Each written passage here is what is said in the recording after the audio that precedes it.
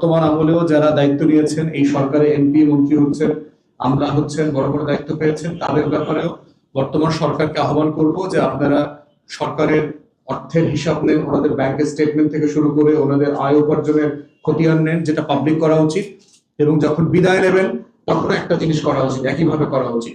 উপদেষ্টাদের ব্যাপারে যেটা হচ্ছে স্পেসিফিক এলিগেশন যাদের ব্যাপারে আছে, সেটা বর্তমান সরকার অবশ্যই ইনভেস্টিগেট করবেন।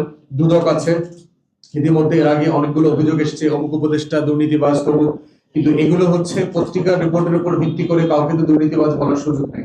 বা যেটা হচ্ছে দুদক থেকে শুরু করে আইন শৃঙ্খলা বাহিনী যার যেখানে যতটুকু ইনভেস্টিগেট করবার সুযোগ আছে, স্বচ্ছতার প্রশ্নে, জাতীয় সম্পত্তি রক্ষণাবেক্ষণ করবার প্রশ্নে, লুটপাট বন্ধের প্রশ্নে, সেগুলো অবশ্যই তদারকি করতে হবে এবং স্বচ্ছতার সাথে দুদককে দিয়ে অথবা অন্য কোনো প্রতিষ্ঠানকে দিয়ে জবাবদিহিতার তৈরি করবার জন্য ক্ষেত্র প্রস্তুত করতে হবে।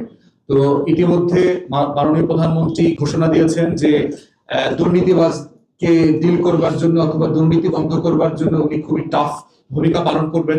তো সেটা আগের আমলে যারা দুর্নীতি করেছে তাদের ক্ষেত্রে যেমন প্রযোজ্য, ওনার সরকারে যারা দুর্নীতি করবেন তাদের ক্ষেত্রে প্রযোজ্য। তা আমরা দেখতে চাই বর্তমান সরকার দুর্নীতির ব্যাপারে আসলে সিরিয়াসলি কি কি অ্যাকশন নিচ্ছেন, সেটা যেন সবার কাছে স্বচ্ছতার সাথে দৃশ্যমান হয়।